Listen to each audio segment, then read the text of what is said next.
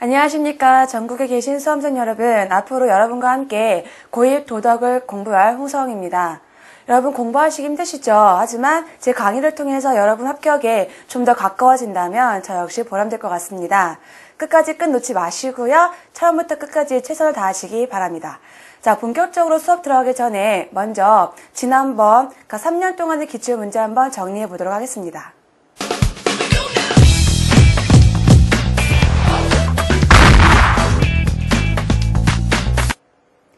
자, 이제 우리가 슬라이드를 보면서 최고 5개년 동안 기출 빈도표를 한번 보도록 할게요.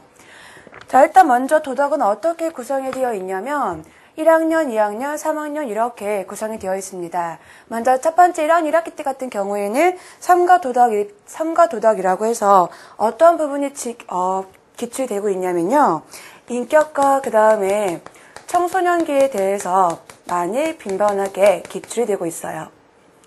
자, 그 다음에 1학년 2학기 같은 경우에는요, 가정과 이웃, 그 다음에 학교 생활에 대한 애절에 대해서 기출되고 있는데, 1학년 2학기 같은 경우에는요, 가장 중요시 되는 부분이 어떤 부분이냐면, 가족 제도에 대한 부분이라고 얘기할 수가 있다는 거죠. 그 다음에 2학년 1학기 같은 경우에는 사회생활과 도덕이 부분인데요. 이 부분 같은 경우에는요, 여러분, 전통도덕 부분이 가장 많이 기출되고 있어요.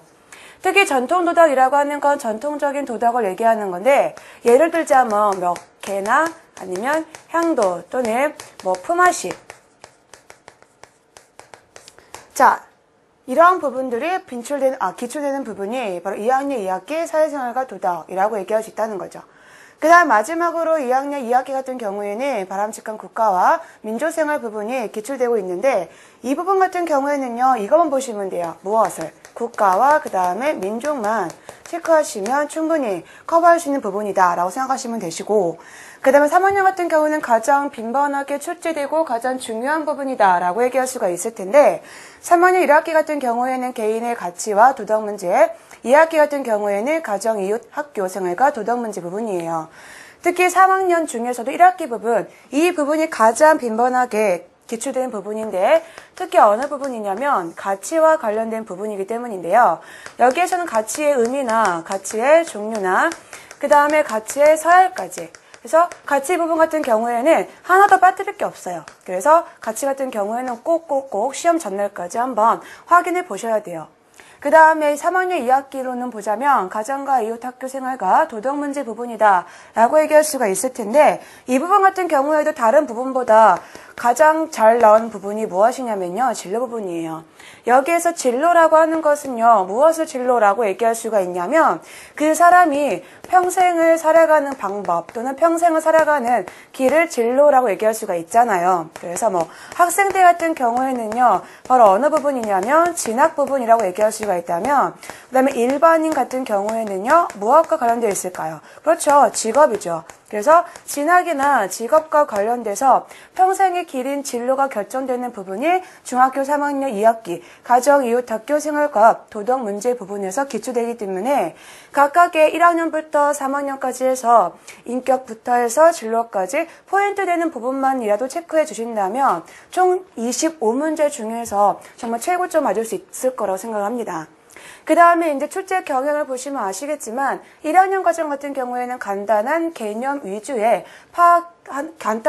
위주의 시험 문제가 보통 출제가 돼요. 근데 1학년 같은 경우에 중요한 이유는 무엇이냐면 가장 빈번하게 출제가 되는 3학년 과정과 유사한 점이 많기 때문에 1학년 과정이 가장 기본적인 과정이다라고 생각하시면 된다는 거죠. 그래서 1학년 과정이 잘 준비가 되어 있다면 3학년 과정 가서 어렵지 않게 충분히 흡수할 수가 있다고 생각하시면 돼요.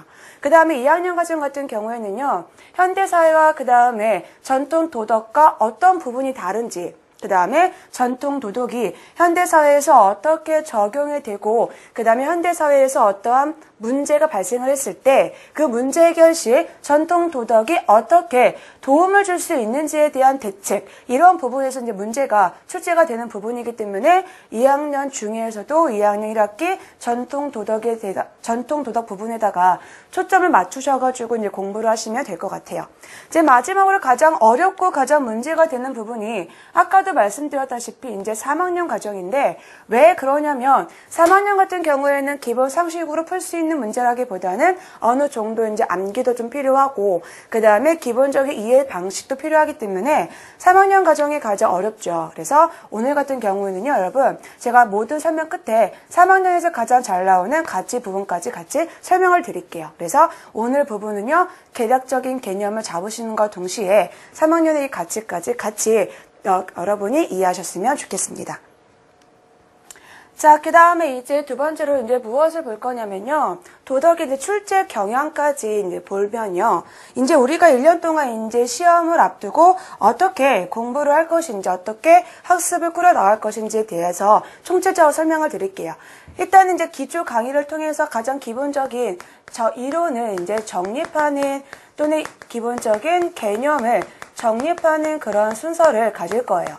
그래서 이제 기본적으로 1학년에 포커스를 맞춰가지고 기본적인 개념을 정립한 다음에 3학년과 그 다음에 2학년 학습까지 이어질 수 있게끔 기초 강의를 이루어지고요.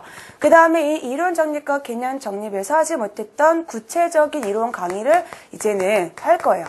그래서 이제 이론 정립하고 구체적인 이론 강의를 통해서 체계를 잡은 다음에 다양한 기출 문제를 풀이해봄으로써 이제 현실적으로 어떤 형태로 시험 문제가 이제 기출되는지에 대해서 한번 보자는 거죠. 마지막으로 이제 모의고사는 이제 정리한다 생각하시면 돼요. 그래서 그동안 배웠던 내용을 모의고사를 통해서 정리하고 그 다음에 마지막으로 파이널 들어갈 때에는 정말 중요한 내용을 중심으로 꼭 알으셔야 하는 포인트를 중심으로 족집게 특강까지 들어갈 겁니다. 그래서 처음부터 끝까지 기초부터 탄탄히 해서 마지막까지 마무리를 저희 EBS와 같이 하시면 충분히 여러분 이제 공부하실 때 도움이 되실 거라 생각을 해요. 그래서 이렇게 기초부터 비법 노트까지 이렇게 흘러간다는 거, 공부한다는 거 같이 아시면 될 것 같습니다.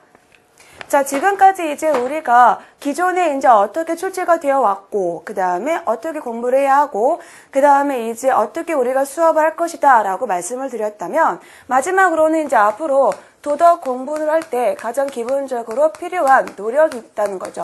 어떠한 노력이 필요하냐면요. 첫 번째 같은 경우에는 이제 3학년인데요. 3학년 부분 같은 경우에는요, 제가 별표 치고 그 다음에 물결 치는 거 위주로 암기를 좀 해주셨으면 좋겠어요. 왜냐하면 3학년 같은 경우에는 기본적인 상식 이외에 필요한 내용들이 많아요. 그렇기 때문에 제가 별표 치거나 줄 치는 같은 경우는 중심으로 암기를 꼭 해주셨으면 좋겠어요. 그 다음에 아까 우리가 이제 빈도표에서 나오진 않았지만 가장 중요한 게 있어요. 그게 바로 무엇이냐면 인물학습이에요. 여기서 말씀드리는 인물학습이라고 하는 건 무엇이냐면 저희 교재를 보시면 아시겠지만 한 학년마다 2명 또는 4명 이상의 인물이 아마 배치가 되어 있을 텐데요. 그런 인물들 중심으로 그 인물의 내용과 그 인물이 어떤 인물인지, 그 다음에 그 인물이 무엇을 강조했고, 그 다음에 그 인물이 어떠한 말을 했는지까지, 이런 모든 인물과 관련된 학습은요, 꼭 중요하게 짚고 넘어가셔야 될 것 같아요. 그 이유가 무엇이냐면 1년마다 우리가 이제 2번씩 시험을 보는데 이 2번씩 시험 보는 거 매 한 문제 또는 2문제 이상이 매번 인물이 나오거든요. 그렇기 때문에 다른 거 둘째 치고라도 인물학습 같은 경우에는 꼭 기억을 하셔가지고 꼭 체크를 하고 넘어가셔야 될 것 같습니다. 아시겠죠? 그 다음에 세 번째 같은 경우에는요, 최근 경향이에요. 자, 최근 같은 경우에는 문제가 조금씩 어려워지고 있는데요. 어려워지고 있다고 해서 여러분이 손도 못 댈 정도는 아니기 때문에 걱정하실 건 없어요. 다만 기존까지는 기본 상식적으로 풀 수 있는 문제가 많았다면 지금 같은 경우에는요, 어려워지고 있기 때문에 인물 같은 경우에도 그 인물을 파악해서 풀 수 있는 문제라든가, 그 다음에 3학년 같은 경우에도, 그 다음에 또는 2학년 같은 경우에도 기본적인 암기가 되어 있어야지만 풀 수 있는 문제를 위주로 출제하는 경향이 강해지고 있기 때문에 너무 쉽게만 생각하지 마시고 강의를 통해서 학습한 내용을 항상 항상 복습하시고 그 다음에 기억하시려는 노력이 필요할 것 같습니다. 그래서 도덕 공부하실 때는 요 세 가지만 기억해 주시면 큰 문제가 없기 때문에 같이 열심히 공부하시면 될 것 같아요. 자, 그러면 이제 도덕 공부를 어떻게 해야 할까지 어떻게 해야 하는 것까지 한번 봤고요. 이제 우리가 아까 말씀드렸다시피 3학년 내용 중에서 가장 빈번하고 가장 중요한 내용에 대해서 간략하게 짚고 넘어가도록 하겠습니다. 자, 3학년 부분에서 가장 중요하고 빈번하게 나오는 부분이 어떤 부분이냐면 가치라고 얘기할 수가 있어요. 먼저 이 가치는 바로 무엇이다 라고 얘기할 수가 있냐면요. 소중하게 여기는 것을 가치다 라고 얘기할 수가 있다는 것이죠. 이 가치는요, 어떠한 종류가 있냐면 총 4가지의 종류가 있는데 첫 번째는 바로 무슨 가치? 본래적 가치라고 얘기할 수가 있겠고, 이 본래적 가치와 대비되는 가치로서 두 번째, 도구적 가치라고 얘기할 수가 있어요. 먼저 본래적 가치라고 하는 것은요, 인간이 삶을 살아가면서 목적으로 사용되는 것을 바로 본래적 가치다라고 얘기할 수가 있는 것인데, 이러한 목적으로 추구되는 본래적 가치는요, 절대 변해서는 안 되겠죠. 그렇기 때문에 어떠한 특징이 있냐면 고정불변의 특징을 가진다라고 얘기할 수가 있다는 것이죠.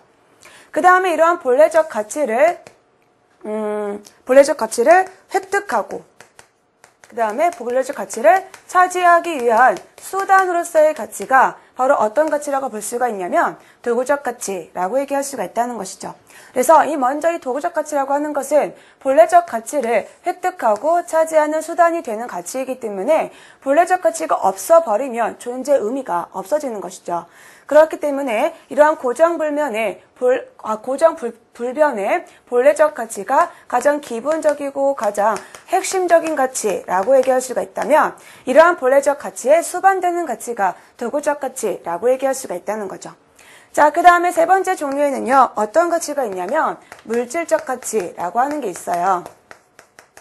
자, 물질적 가치라고 하는 것은요, 말만 봐도 아시겠죠? 어떤 가치? 물질적 가치, 즉 물질을 추구하는 가치가 물질적 가치라고 얘기할 수가 있을 텐데, 이러한 물질적 가치라고 하는 것은요, 바로 우리가 살아가는데 쓸모 있는